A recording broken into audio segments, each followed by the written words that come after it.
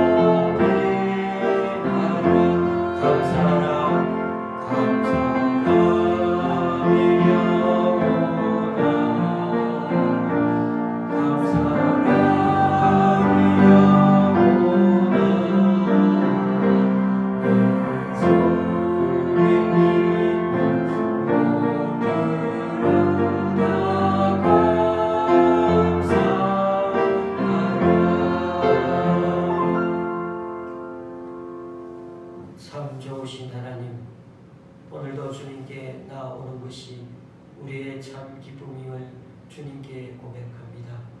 온 세상은 여전히 온통 코로나를 완벽하게 제압할 수 있는 백신을 구하느라 나라들마다 아우성입니다. 왜 우리는 발빠르게 못 구했느냐, 신뢰할 만한 걸 구했느냐 등등 매스컴들은 새로운 대안보다 비난에만 매달려 있는 듯 합니다. 주님, 비록 감당할 수 없는 환난이 겹쳐서 찾아오더라도 너희는 믿음으로 산다는 것을 보여주는 우리들의 인생이 되기를 원합니다. 그리하여 악에 지지 않고 고난 앞에 당당히 서서 온전한 믿음으로 단련되어 가는 우리들이 되게 하여 주옵소서. 오늘도 주님께 예배하며 찬양하되 진실하고 정결한 마음으로 나아가기를 원하오니 우리들 각자가 새롭게 변화되는 이 시간 되게 하여 주옵소서. 이 예배를 주님께 올려드리오며 예수님의 이름으로 기도드립니다. 아멘. 다 같이 사도신경으로 주님께 신앙 고백을 올려드립니다. 전능하사 천지를 만드신 하나님 아버지를 내가 믿사오며 그 외아들 우리 주 예수 그리스도를 믿사오니 이는 성령으로 잉태하사 동정녀 마리아에게 나시고 본디오 빌라도에게 고난을 받으사 십자가에 못 박혀 죽으시고 장사한 지 사흘 만에 죽은 자 가운데서 다시 살아나시며 하늘에 오르사 전능하신 하나님 우편에 앉아 계시다가 저리로서 산자와 죽은 자를 심판하러 오시리라.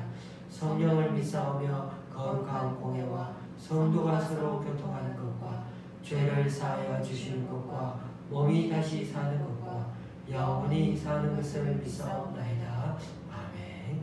찬송이장 찬양 드리시겠습니다.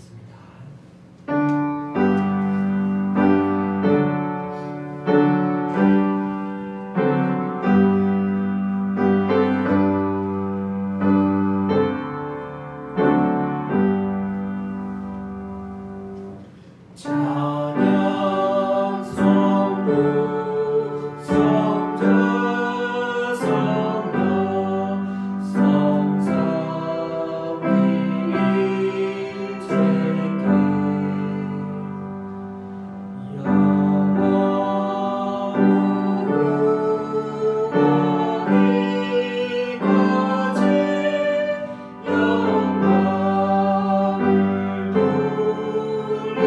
돌리세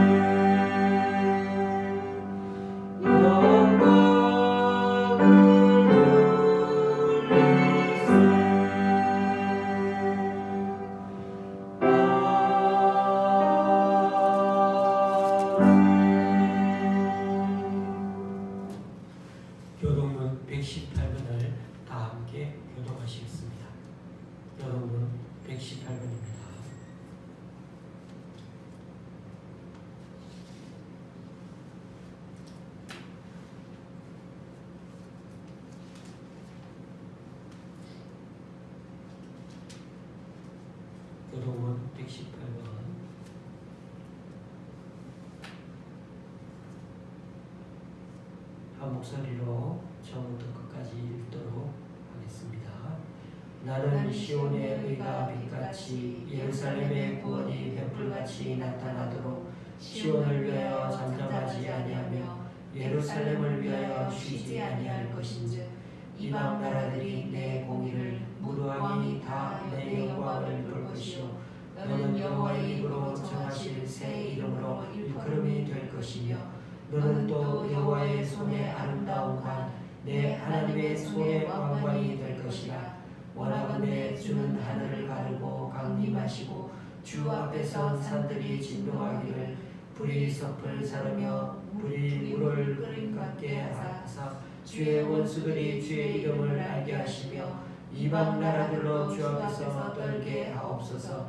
주께서 강림하사 우리가 생각하지 못한 두려운 일을 행하시던 그때에 신들이 주 앞에서 진동하여 싸우니 주 외에는 자기를 앙망하는 자를 위하여 이런 일을 행할 신을 옛부터 들은 자도 없고 귀로 들은 자도 없고 눈으로 본 자도 없었나이다.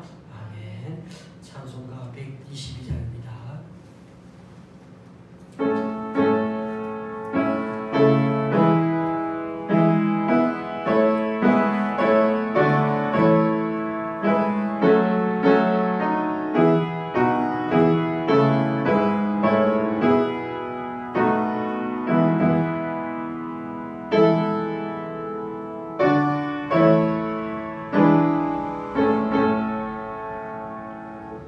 천과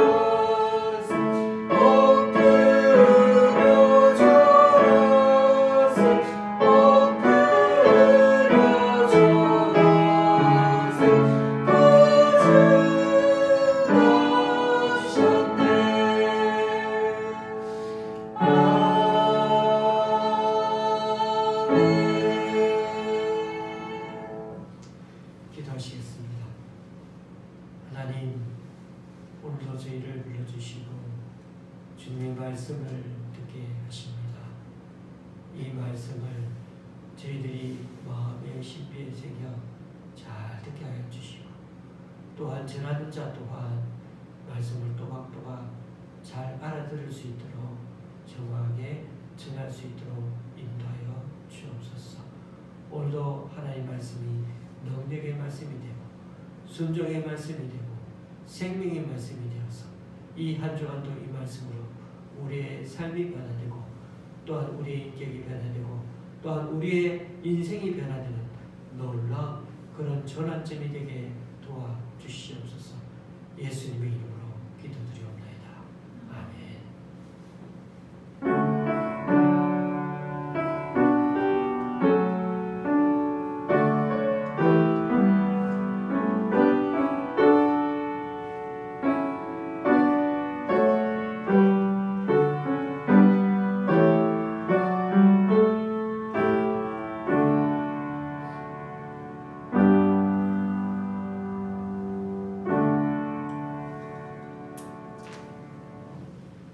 오늘 우리에게 주시는 하나님의 말씀은 베드로전서 1장 1절에서 2절 말씀입니다. 두 절 말씀인데 베드로전서 1장 1절 2절입니다. 제가 가지고 있는 신약 성경은 377쪽입니다. 베드로전서 1장 1절 2절 두 절입니다.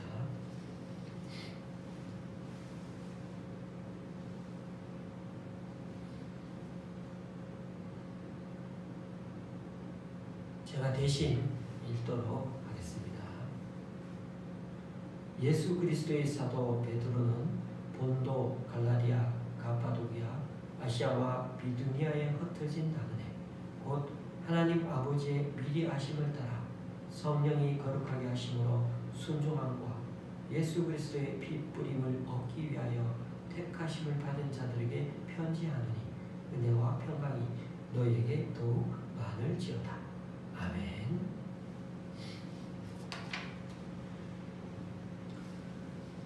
요즘 우리는 감기 바이러스 정도의 타격을 우리에게 미치고 있는 이 코로나19 바이러스 때문에 온 세상이 맥을 못 추고 있습니다. 사회생활을 하기는 하는데 전 세계 경제가 말이 아닙니다. 정부가 온 힘을 다 쏟아부어도 겨우겨우 버티고 있고 국민 전체가 피로감에 점점 지쳐가고 있습니다.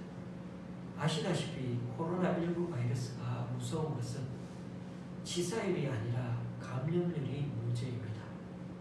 같은 공간에 오래 있으면 걸릴 확률이 높다는 것입니다. 다행인 것은 전철이나 버스 한 공간에 몇십 분씩 같이 있어도 최소한 마스크만 잘 쓰고 있어도 어느 정도는 감염을 예방할 수 있다는 것입니다. 코로나가 우리를 힘들게 하는 것 중 하나가 바로 교회에서 모임을 못 가지게 한다는 것입니다. 요즘 계속 확진자 수가 1000명대인데 제가 계산해 보니 원래 1년 동안 우리가 교회에 모이지 못한 주일이 17회나 됩니다. 그러니까 12달 중에 4달 정도가 3분의 1 정도를 교회에서 모이지 못했다는 통계가 나옵니다.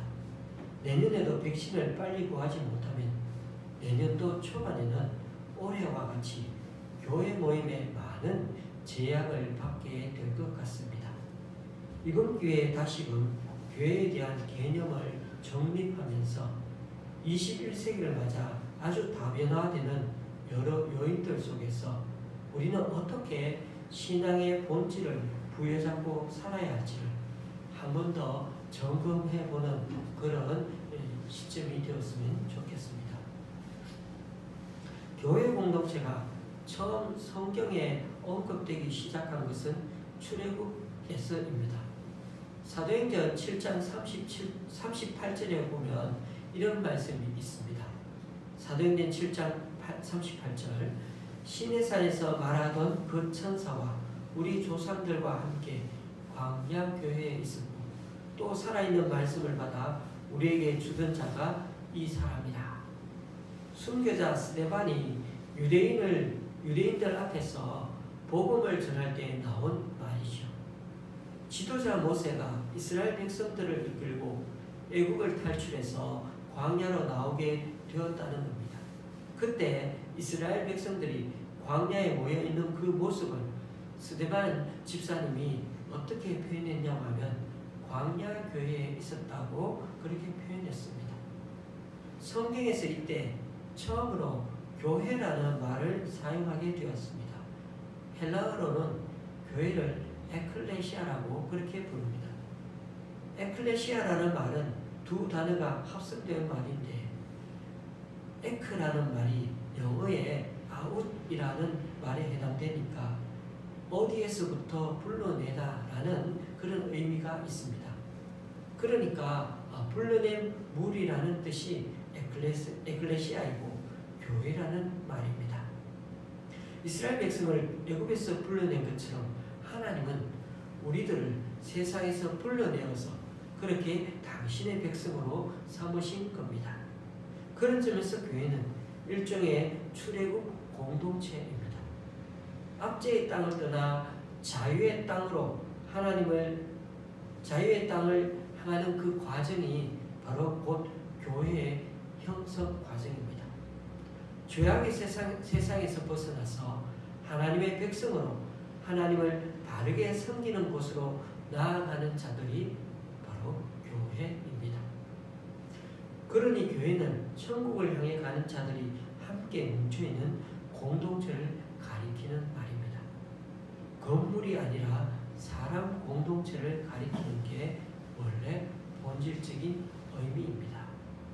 그런데 자유를 향해 나아갈 때 많은 난관이 있습니다. 바로의 군대가 추격해오고 홍해에 가로막히기도 하고 먹을 것과 마실 것이 동나기도 하고 내문에 휩싸이기도 합니다. 하지만 출애굽 공동체는 그런 모든 난관을 돌파하면서 가나안을 향해 나아갔습니다. 이런 것을 보면 교회는 예배 장소라는 생각을 이제 접어야 할 것 같습니다. 물론 우리는 교회에서 예배 드리는 것도 교회의 아주 중요한 기능입니다. 그런 점에서 교회는 예배 장소가 아니다 라고 하면 안 됩니다. 그럼에도 교회는 함께 주님을 바르게 섬기고 예배하려고 서로 격려하고 붙들어주는 사람들 모임이라는 그 생각을 가장 먼저 의식해야 한다는 것입니다. 갈수록 세상 살아가는 게 힘들 때마다 우리는 더욱 교회 모임을 삼아 서로를 격려해야 한다는 것입니다. 신약 성경의 히브리서 10장에 이런 말씀이 있습니다. 오늘 중요한 말씀인데 서로 돌아가 사랑과 선행을 격려하며 모이기를 피하는 어떤 사람들의 습관과 같이 하지 말고 오직 권하여 그날이 가까움을 볼수록 더욱 그리하자. 히브리서 10장 24절 25절 말씀. 여기에 모이기를 피하는 어떤 사람들의 습관과 같이 하지 말라라고 하는 표현이 있습니다. 이 편지를 기록할 당시에 아마 모임에 참석하는 일을 포기하는 자들이 있었던 것 같습니다. 당시는 오늘날보다 더 힘든 일이 많았을 것입니다. 예수님을 믿는데 외부적으로는 많은 박해가 있었을 것이고 내부적으로는 유대계로 다시 돌아오라는 회유가 많았을 것입니다. 한두 번 모임에 안 가다 보니 결국은 습관화처럼 되어가는 것이죠. 그래서 어떤 사람들에게는 이런 게 습관이 된 것처럼 여러분도 모이기를 포기하지 마십시오 라고 그렇게 당부하는 말인 것입니다. 여러분, 신앙생활은 나만 잘 믿으면 될 것 같은데 그렇지 않습니다. 서로 돌아봐 서로 사랑과 관심을 가지고 그리고 서로를 섬기고 선행을 행하며 격려해주면서 바로 목적지 가나안 천국에 갈 수가 있는 것입니다. 그리고 사랑과 선행은 교회 안의 사람들을 위해서도 필요하지만 교회 밖의 이웃들을 향해 더욱 필요합니다. 우리가 함께 이렇게 모이는 것은 공동체의 믿음과 소망을 더욱 확실하고 단단하게 만들어주기도 하지만 다른 한편으로는 세상을 향한 사명감, 세상 속에서의 교회 정체성을 더욱 확실하게 해준다는 것입니다. 목사님, 코로나가 확산되고 있는데 어떻게 자꾸 모이라고 하는 겁니까? 맞습니다. 지금은 모이기가 어렵고 그렇게 할 수도 없습니다. 이런 때는 모이는 것 자체가 오히려 욕먹을 수 있습니다. 그래도 우리는 전화나 또 여러 SNS나 카톡으로 충분히 나눌 수 있습니다. 제한적이긴 하지만 영상으로 예배도 드리지 않습니까? 이런 제한적인 상황이 될수록 어떻게 하는 게 오늘 말씀의 본질일까요? 그럴수록 우리들 각자의 마음이 흐트러지지 않도록 허리를 동이며 더 긴장해야 한다는 것입니다. 안 그러면 우리의 의도와는 전혀 다르게 교회가 그 모임이 약화될 수 있다는 것입니다. 아무리 개인적인 신앙 심지가 견고한 다니엘이었을지라도 새 친구의 기도와 도움 없이는 감히 세상에 맞서기 힘들었다는 것을 기억해 보시기 바랍니다. 여러분, 교회는 그리스도를 몸으로 하고 우리 각자가 각 지체의 유기체로 그렇게 서로 엮어져 있는 상태인 것입니다. 그래서 조직체라고 말해도 되지만 그러나 살아있는 유기체와 생명체와 같다고 할 수 있습니다. 그래서 이와 같은 사실을 잘 아는 사탄이기 때문에 교회를 무력화시키고 성도들의 신앙을 퇴보로 몰아가고자 이 거룩한 성도들의 거룩한 모임을 그런 무리들이 함께 모이는 것을 자꾸 봉쇄하려고 합니다. 비록 지금의 현실처럼 우리가 물리적으로 한 장소에 같은 시간에 모일 수 없다 하더라도 하나님께서 멀어져가는 그 신앙생활이 되지 않기 위해 서로 돌아보고 서로 사랑과 선행을 격려하는 것을 우리는 멈추지 말아야 할 것입니다.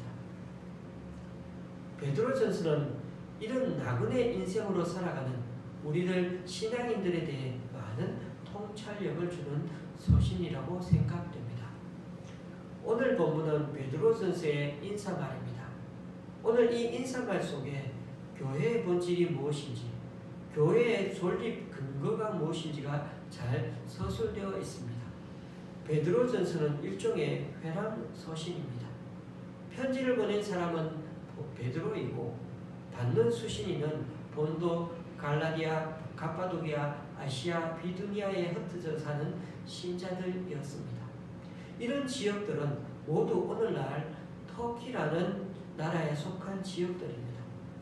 베드로는 성도들을 가리켜 흩어진 나그네, 그러니까 어디에 흩어져 사는 나그네라고 부릅니다. 먼저 흩어진이라는 말에 주목해 보십시오.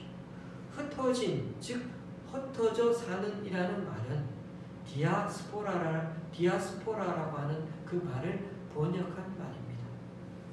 북이스라엘과 남유다가 다 멸망하고 그 이후에 유대인들이 다들 잡혀들어가고 또 이리저리 생존을 위해 뿔뿔이 흩어졌을 때를 의미합니다. 그래서 이러한 정황에서 디아스포라 다 흩어졌는데 디아스포라 유대인이라는 용어가 생겨났습니다.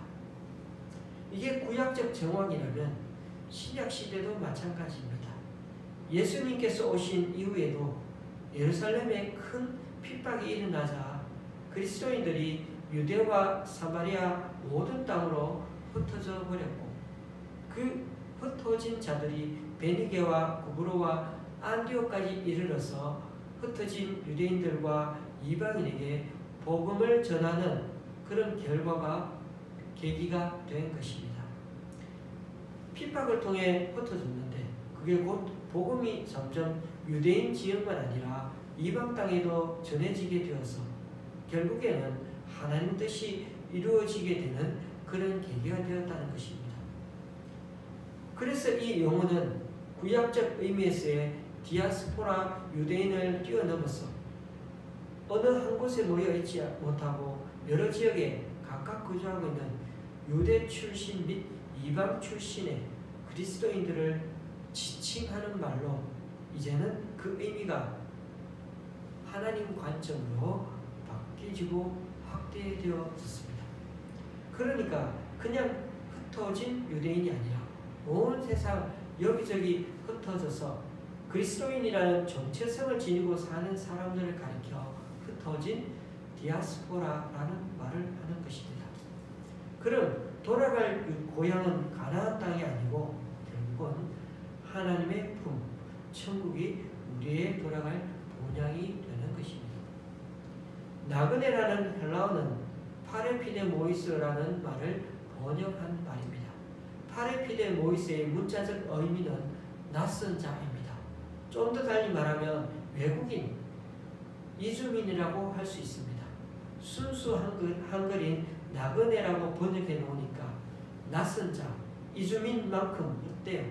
더 쓸쓸한 느낌을 주는 게 사실입니다.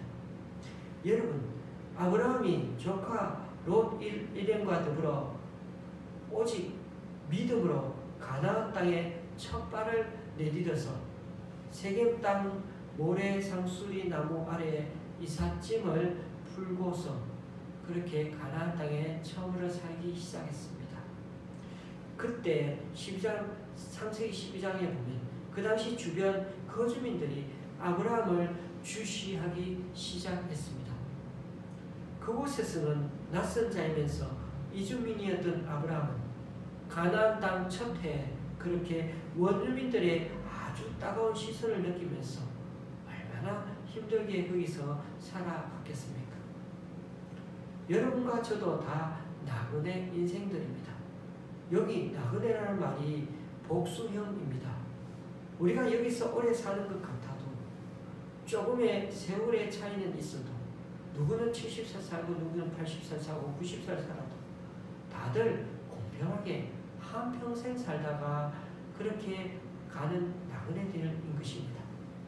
그런데 복수형을 이렇게 써놓은 것은 잠시 살다 가더라도 함께 나그네 인생 철학을 공유하고 함께 신앙생활을 하며 살라는 하나님의 말씀이 아니겠습니까? 왜요? 그렇게 해야 이 세상 가치관에 물들지 않고 진정한 천국의 순례자로 살아갈 수 있다는 것입니다. 그리고 그냥 뜨내기 나그네가 아니라 사명 있는 존재로 살아가는 존재라는 것입니다. 나그네는 정착민, 원주민들에 비해 아주 취약한 존재들입니다. 그들은 살갗이 벗겨진 존재들이나 마찬가지입니다. 그 일대가 어떤 일 때문에 무질서나 혼돈 상황에 빠지면 제일 먼저 공격의 타깃이 되는 사람들이 바로 이주민 나그네의 운명인 것입니다. 그런 점에서 예수님을 구주로 믿는 사람들은 세상 사람들이 보기에 이질적인 존재입니다. 우리끼리 천국 행복을 추구하며 살아가기 때문에 교회가 그렇게 보여지는 것이 아닙니다. 우리 그리스도인들은 이 세상의 가치관을 무조건 맹목적으로 추구하고 따라가지 않기 때문인 것입니다. 그런 의미에서 기독교인은 나그네입니다. 나그네이지만은 이주민이지만은 그래도 나그네 인생 철학이 누구보다 분명한 존재들입니다. 나그네는 한 사회의 실상을 가장 예민하게 감지합니다. 그 사회에 동화되어 있는 이들에게는 보이지 않는 것이 나그네에게는 보이는 것입니다. 믿음의 사람들은 기존 질서를 당연한 것으로 받아들이지 않습니다. 하늘의 관점에서 세상을 보기 때문에 때로 이 시대와 불화가 생길 수도 있고 잘 안 어울리는 것처럼 보이기도 쉽습니다. 믿음의 사람들은 부당한 문제에 도전하고 가끔은 질서의 균열을 내기도 합니다. 그리고 거기에 새로운 기운을 불어넣기도 합니다. 바로 그러한 일을 누구도, 우리 예수님도 그렇게 하시며 사셨던 것입니다. 그래서 흩어져서 사는 나그네들이라는 말 속에서는 우리가 주목해야 할 단어는 디아스포라에서 나온 흩어짐입니다. 흩어지다라고 번역된 이 단어는 헬라어와 히브리어에서 씨를 뿌린다는 그런 뜻을 내포하고 있습니다. 그런 점에서 우리 교회 이름과도 연관이 있죠. 믿음의 사람들은 하나님께서 곳곳에 심으신 새로운 생명의 씨와 같다고 할 수 있습니다. 우리는 각자 자기에게 주어진 그 삶의 자리에서 꽃을 피워내며 살아가는 것입니다. 저와 여러분이 살고 있는 지역, 일터는 하나님께서 우리 각자를 심으신 자리인 것입니다. 심으신 뜻은 다른 것 없죠. 꽃을 피우고 열매를 맺으라는 것입니다. 하나님께서 각자에게 주신 은사를 나눔으로 서로를 풍성하게 하고 공동체 속에서 경험한 그런 기쁨을 세상에 흘려보내며 살라는 것입니다. 2절 말씀에 우리는 또한 택하심을 받은 사람들입니다. 택하심을 받았다는 것 자체가 바로 은혜입니다. 우리가 하나님의 이름을 부를 수 있는 것은 이미 하나님이 우리 속에 계시기 때문이고, 우리가 하나님께 응답할 수 있는 것도 다 주님의 부르심이 이미 있었기 때문에 가능한 것입니다. 어느 누구도 감히 하나님 앞에 스스로 나갈 수 없습니다. 출애굽기의 마지막 40장에 보면 구름이 회막을 덮고 주님의 영광이 성막에 가득 차 있었기 때문에 모세가 거기에 들어갈 수 없었다고 그렇게 출애굽기 40장에는 말씀하고 있습니다. 그런데 출애굽기 다음 레위기 1장 시작할 때 1장 1절에 주님께서 모세를 회막으로 부르시고 그에게 말씀하셨다는 구절로 시작되고 있습니다. 오로지 주님이 부르실 때에만 우리는 그 앞에 설 수가 있는 것입니다. 여러분, 하나님은 택하신 자를 부르십니다. 베드로전서가 말하는 택하심은 특별한 이들에게 주어지는 그런 특권이 아닙니다. 그 부르시고 택하심은 출애굽 공동체가 하나님과 맺었던 그 언약과 연결됩니다. 베드로전서 다음 장인 2장 9절 말씀, 그러나 너희는 택하신 족속이여 왕같은 제사장이여 거룩한 나라여 그의 소유가 된 백성이니 이는 너희를 어두운 데서 불러내어 그의 기이한 빛에 들어가게 하신 이의 아름다운 덕을 선포하게 하려 하심이라. 우리가 택하심을 받은 까닭은 우리를 어둠에서 불러내 빛 가운데로 인도하신 그 하나님의 구원 섭리를 다른 이들에게 선포하게 하기 위해서입니다. 그러니 우리는 정자로 부름을 받았습니다. 그리고 우리는 말보다도 삶으로 증언해야 합니다. 그런 면에서 지금 우리가 살고 있는 이곳에서 우리가 생존하는 것도 필요하고 중요한데, 그러나 우리가 사는 동안에는 여기서 부름받은 사명이 있다는 의식을 두 번째, 세 번째 우리들이 해야 할 일로 자꾸만 미루어서는 안 된다는 것입니다. 주님은 먼저 그의 나라와 의를 위하여 구하고 그리하여 그 다음에는 하나님께서 다 그 이후에는 다 채워주시겠다고 하셨습니다. 우리에게 필요한 것을 열심히 안 구해도 하나님 나라를 먼저, 하나님 나라만 오직 생각한다면 하나님이 덤으로 채워주시겠다는 것입니다. 이게 하나님 나라의 논리입니다. 그러니까 부르심을 받은 이들은 자기 좋을 대로 사는 자들이 아닙니다. 거룩한 부르심은 수도사들에게만 해당되는 것이 아닙니다. 우리는 일상 속에서 하나님의 뜻을 행하도록 부름을 받은 존재들입니다. 그렇기 때문에 이 시끄럽고 복잡한 세상에서는 그 부르심에 어떻게 귀를 더 잘 기울여야 합니다. 안 그러면 자꾸만 우선순위의 혼란을 가져올 수 있습니다. 이처럼 우리가 일상의 일을 해나가면서도 더 큰 주님의 뜻을 최우선의 가치관으로 지켜나갈 때 우리는 비로소 자기를 넘어서는 사람이 될 수가 있는 것입니다.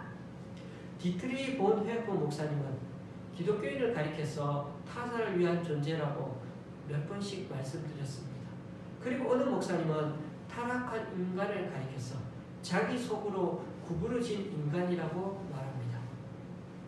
나 자신을 항상 세상 중심에 먼저 항상 내놓고 생각하는 것이 바로 몸을 가진 인간의 버릇이라는 것입니다. 그런 면에서 인간답게 된다는 것은 그런 버릇 혹은 욕망의 독재에서 벗어나서 진정 다른 이들을 위해서 나 자신을 희생할 때인 것입니다. 그저 희생이라고 말하면 우리 속에 그늘과 상처가 남기 시작합니다. 그저 희생하라고 남들에게 말하면 우리 속에 그늘과 상처가 생기기 쉽습니다. 그러나 하나님의 사랑에 빚진 사람들은 자아를 내려놓을 수가 있습니다. 나만큼 다른 이도 사랑해 주시는 그 하나님 마음에 이해하고 우리가 접속하게 되면 그 사랑에 접속하게 되면 우리는 한결 가뿐하게 내 것조차 내놓을 수 있게 되는 것입니다. 저는 왕의 재정학교에 다녀오신 분들을 통해 플로잉이라는 것에 대해 많이 듣습니다. 기도하는 중에 누군가를 도와주어야겠다는 생각이 들면 서슴없이 그 자체를 위해 내 것을 내어놓는다는 정신이 플로잉입니다. 그리고 그런 선행으로 아름다운 결과를 맺은 간증들을 많이 듣게 됩니다. 그런데 이런 게 우리들 일상에도 정말 가능하려면 내 자신에게로 구부러져 있는 그 마음이 어떻게 펴져야 되지 않겠습니까? 타인을 향하여 바라볼 수 있어야 하는데요. 그런데 그 마음이 바로 하나님의 마음이요 하나님이 나를 끊지 사랑하신다는 걸 진짜 그 마음에 감동될 때에만 가능하다는 것입니다. 물론 흉내는 낼 수 있죠. 그러나 그 흉내 내기는 오래 못 갈 겁니다. 그리고 그 흉내 내면 곧 자기 의로 바뀌게 될 것입니다. 그래서 베드로는 2절에서 성령으로 거룩해진 사람은 순종하게 된다고 말합니다. 순종이란 하나님 뜻에 아멘하기 위해 나의 욕망을 내려놓는 것을 말합니다. 예수님의 삶 또한 그러지 않았습니까? 예수님은 하나님 뜻에 순종하기 위해 당신의 목숨까지 거셨습니다. 교회는 바로 그런 곳입니다. 교회의 본질은 나 혼자가 아니라 함께 더불어 살아가고 함께 더불어 하나님을 사랑하며 섬기는 데 있는 것입니다. 한 가지만 더 말씀드리면 베드로는 교회 공동체 사람들은 모두 예수 그리스도의 핏뿌림을 얻은 존재라고 말씀하고 있습니다. 예수님의 핏뿌림을 받았다는 말은 예수님의 마음을 가진 사람이 되었다는 것입니다. 예수님은 의인도 사랑하시지만 죄인도 찾아가십니다. 유대인들을 만나셨지만 이방인도 마다하지 않으셨습니다. 남자와 여자를 가르지도 않으셨고 가난하고 병들고 귀신 들려 상처 있고 신음하는 이들의 아픔조차 헤아릴 줄 아는 분이셨습니다. 우리 주님이야말로 세상에서 천대받는 이들을 천하보다 귀한 존재로 여기시던 분이었습니다. 코로나19로 정신이 없는데도 국민들이 양극단으로 나눠서 서로 치고받게 만드는 그런 한심한 정치가들의 권모술수가 난무하고 있는 게 현실이지만 그래도 우리는 예수님의 피로 변화되고 하나된 교회 공동체임을 잊지 말아야 하겠습니다. 우리는 가르고 나누는 사람이 아니라 서로를 알아보기 위해 귀를 기울이고 다른 이들의 필요에 응답하기 위해 노력하는 자가 되어야겠습니다. 예수님의 피로 살아있는 교회는 이처럼 그렇게 지어져 가는 것입니다. 부동산 경기가 이토록 흔들릴 줄 몰랐다면 진작에 교회 주변에 땅을 사놓지 못한 게 못내 아쉽다는 말을 들으며 속이 좀 쓰라렸습니다. 저는 몰라서 그런지 몰라도 물론 교회가 땅 사놓는 것도 중요하겠죠. 그러나 우리가 심혈을 기울여 세워야 하는 것은 훌륭한 건물이 아니라 주님 안에서의 깊은 일치와 하나님 나라의 징표인 것입니다. 세상 사람들이 교회가 좋은 땅, 넓은 땅 사는 것에 정말 관심이나 있을까요? 교회가 이 시대 이웃을 향해 서로에 대한 사랑과 존경의 마음이 없는 한 교회는 세상의 유일한 대안이 될 수 없습니다. 여러분, 우리는 욕망에 사로잡힌 자들의 전장으로 변한 이 세상에 심겨진 하나님 나라의 씨앗들입니다. 이제 우리는 다른 삶이 가능하다는 사실을 대안이 있는 자들답게 삶으로 입증해 보여야 할 책임이 우리들에게 있습니다. 그렇습니다. 이제 점점 교회의 건물을 붙들고 사는 시대와는 언젠가는 이별해야 할지 모릅니다. 대형 교회가 이 사회에 더 큰 일, 더 큰 사업을 추진해서 가시적 효과를 더 창출할 수 있을지는 몰라도 그러나 예수님은 제자 12명으로 시작하여 2000년 동안 지금도 여전히 하나님 나라를 확장해 오고 계신다는 것을 우리는 일찌감치 깨닫고 살아가야 합니다. 서로 돌아보아 사랑과 선행을 격려하며 모이기를 피하는 어떤 사람들의 습관과 같이 하지 말고 오직 권하여 그날이 가까움을 볼수록 더욱 거리하자. 히브리서 10장 말씀을 한 번 더 읽어드렸습니다. 성경에는 모이기를 피하려고 하는 사람들의 습관이 현재 분사로 되어 있는데 오직 권하는 일 또한 현재 분사형으로 되어 있습니다. 그러니까 세상은 지속적으로 교회 모임을 방해하려고 그런 상황과 그런 사건들이 전개될 거라는 겁니다. 그러나 또한 그럴 때일수록 우리 또한 지속적으로 서로 돌아보고 사랑과 선행을 격려하는 일에 서로에게 더욱 권하면서 더욱 거리해야 한다는 것입니다. 특별히 대림절 넷째 주일을 맞이하여 이 땅에 태어나신 아기 예수님을 기리며 다시 오실 것을 기대하면서 우리 또한 그날이 가까움을 볼수록 더욱 그리해야 하지 않겠습니까? 베드로 시대에도 주님 오실 날이 가까웠다 했는데 그러고도 2000년이나 더 지났습니다. 거기다 말세와 같은 여러 징조와 현상들이 나타나면 날수록 그때이든 지금이든 서로 돌아보고 사랑과 선행을 격려하며 살아가야 한다는 것입니다.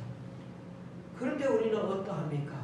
세상에 벌어지는 숱한 재난과 질병 등등을 보면 말세가 가까이 온 듯하지만 또 한편으로는 세상 문명의 이기가 너무 편하고 너무 좋아서 여기에 좀 편하게 살고 싶은 마음도 솔직히 있습니다. 이런 말 하면 웃어보시겠지만은 저는 20대까지 화장실이 대문 앞쪽에 있어서 겨울에도 마당을 가로질러 그 길 다녀와야 한 곳에 그렇게 살았습니다. 우리 집을 포함해 5집이 거기에 살고 있었는데 한번 생각해 보십시오. 아침마다 그 화장실 하나를 두고 많은 사람들이 그렇게 한 20여 명 되는 사람들이 그렇게 사용한다고 한번 생각해 보십시오. 그것도 지금의 화장실이 아니라 변소라는 것을 다녔기 때문에 지금처럼 방 옆에 화장실이 있다는 게 정말 믿기지가 않습니다. 얼마나 편리하고 편안한지 요즘에 이런 생활에 편리한 것을 다 얘기해 보라면 끝이 없을 정도로 너무나 편해진 게 사실입니다. 그래서 솔직히 이 과분한 문명의 이기가 이것을 이렇게 편안하게 살다 보니 언제 교만함으로 무너질까 두려움이 생길 정도로 우리는 편리하게 살아가고 있습니다. 그럴 때마다 우리가 이 지구별에서 100년도 못 살고 죽게 될 거라는 나그네 이주민이라는 사실을 상기해야 할 것입니다. 잠시 있다가 가게 될 인생인데도 다들 마지막을 또 걱정합니다. 요양원에 안 가고 그냥 편안히 잠자다가 갔으면 좋겠다는 것입니다. 맞습니다. 저도 그러고 싶습니다. 그러나 그 전에 매네매네 대결 우바르신 우리 인생이 계산되고 저울에 달려서 심판받게 될 거라는 사실을 또한 잊어서는 안 될 것입니다. 사랑하는 교우님들, 우리는 죄덩어리인 애굽 세상에서 부름받은 자들입니다. 우리는 주님의 피값으로 산 주님의 자녀들입니다. 그런 사람들이 모인 곳이 교회입니다. 그래서 우리는 이 세상에 잠시 거주하는 거주민, 나그네들이지만 인생 철학이 분명한 나그네들입니다. 흩어져 살아도 왜 사는지 그 이유를 분명히 아는 사람들입니다. 비록 세상에 너무 좋은 게 많아 보여도 그래도 거기에 동화되지 않고 자기 욕망에 사로잡힌 자들로 가득 찬 이 세상에 하나님의 빛을 비추고 하나님의 생명의 씨앗을 심기 위해 존재한다는 사실을 잊지 않는 우리가 되어야 하겠습니다. 그러므로 우리가 몸담고 사는 좋은 씨앗교회, 지금은 모이지 못하고 모이지 않는 게 이웃을 배려하는 것이지만 그래도 하나님께 부름받고 택하심 받은 게 얼마나 큰 은혜인지를 깨닫고 사는 우리들이기를 바랍니다. 또한 우리 모두는 함께 예수님의 피로 용서받은 존재이기에 이 대립절을 맞이하여 정말 그날이 가까움을 볼수록 비록 교회에서는 못 모여도 앞으로도 있는 그곳에서 서로 돌아와 사랑과 선행을 격려하며 살아가는 우리 좋은 시학교의 성도님들이 다 될 수 있기를 주님의 이름으로 간절히 축원합니다. 기도하시겠습니다. 주님, 오늘도 우리들에게 교회의 본질에 대해 다시금 생각해 보게 해주셔서 참 감사합니다. 교회는 건물이 아니라 예수님을 몸으로 하여 하나님을 바르게 믿고 섬기려는 사람들의 모임, 유기체인 생명체 유기체인 것을 다시금 고백합니다. 코로나 때문에 더더욱 잘 모이지도 못하는데 이 핑계로 이제는 영상으로 인터넷으로 그냥 예배드렸다 하는 것으로 떼어버리면 우리들 신앙 고백 수준이 정해질까 심히 두렵습니다.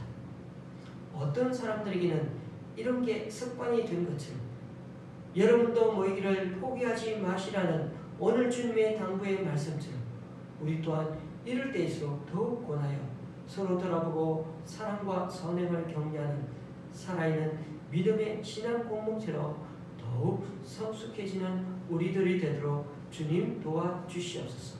또한 주님 우리들을 가리켜 나그네들이라 하시니 잠시 살다 가더라도 이 세상 가치관에 물들지 않고 함께 나그네 인생 철학을 공유하고 함께 신앙생활을 하며 함께 천국의 순례자로 살아가는 하나님의 준엄한 말씀임을 깨닫게 됩니다.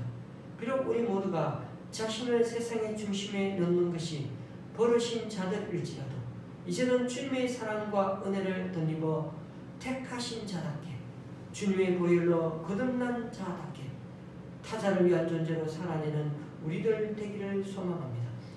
진정 이 시대가 욕망에 사로잡힌 자들의 전장 각축전이라 할지라도 철저히 자기 속으로 구부러진 인간 군상들로 가득 차 있어도 우리 주님 십자가 사랑에 우리 모두 접속되어 그리고 늘 사랑의 빚을 갚는 심정으로 우리 또한 우리 주변의 이웃과 또 우리 교회 성도님들을 사랑하며 사는 그런 우리 모두들 다 될 수 있도록 주님 역사하여 주시옵소서. 그리하여 이 대인들이 우리 주님을 더욱 사모하며 더욱 감사하며 더욱 찬양하는 이 한 주가 되게 하여 주옵소서. 예수님의 이름으로 기도드립니다. 아멘. 찬송가 123자입니다.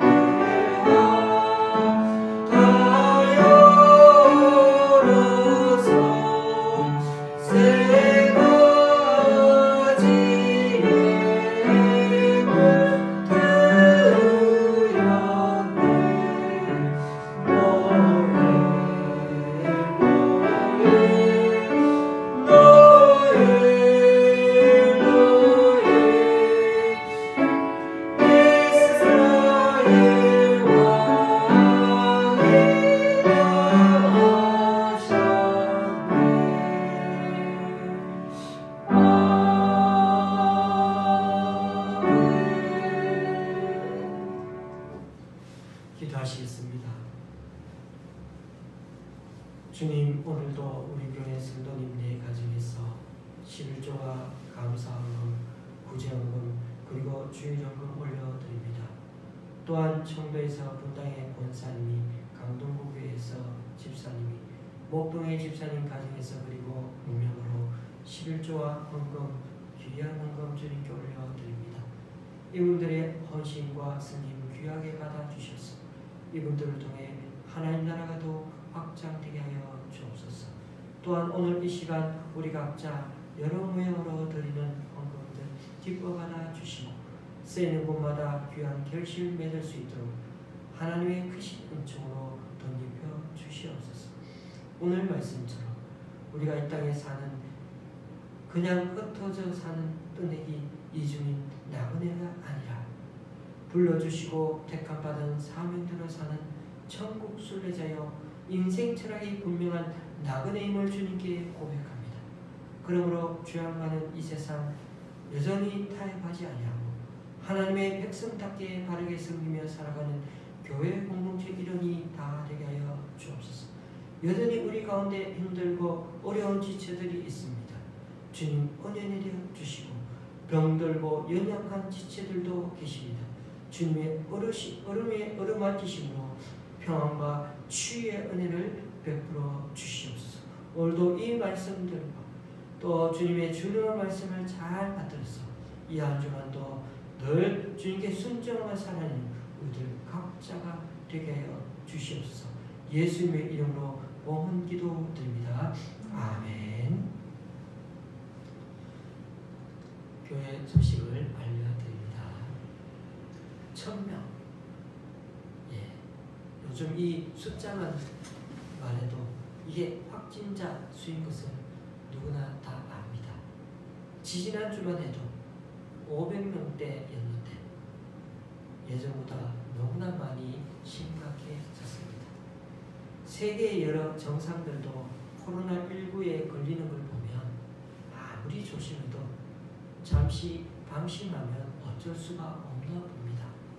어쨌든 마스크 철저히 하고 집에 들어오면 즉각 그렇게 손을 씻고 하는 것이 좋습니다. 또 면역이 안 떨어지게 평상시 건강을 잘 유지하는 것도 좋을 듯 합니다. 이번 주 금요일이 성탄절입니다. 어쩔 수 없이 온라인 예배로 드리게 됩니다만은 금요일 오전 11시에 각자 처소에서 예쁘고 정성스럽게 그렇게 예배 드릴 수 있으면 좋겠습니다. 예배 영상은 유튜브에 올려놓을 텐데 카톡을 통해 그렇게 링크해 놓겠습니다. 카톡으로 알려드렸습니다만 다음 주 목요일에 송구 영신 예배를 드리게 됩니다. 안타깝게도 이 날도 영상을 올려놓겠습니다. 31일 낮에 제가 각 가정을 돌면서 2021년 신년 요절 말씀을 그렇게 젓갈피 성경을 보고서 합니다. 나름대로 방역 지침을 철저히 지킨 복장으로 그렇게 제가 진문 앞에서 뽑은 후에 제가 그 이후에 다시금 곧장 이렇게 사라지겠습니다. 물론 말씀 젓갈피도 소독된 상태로 그렇게 나눠드리도록 하겠습니다. 혹 12월 31일이 시간 조정이 불가능하신 분이 계시다면 1월 1일이나 그 이후에 시간을 맞춰 잠시 방문을 하도록 하겠습니다. 찬송가 322장입니다.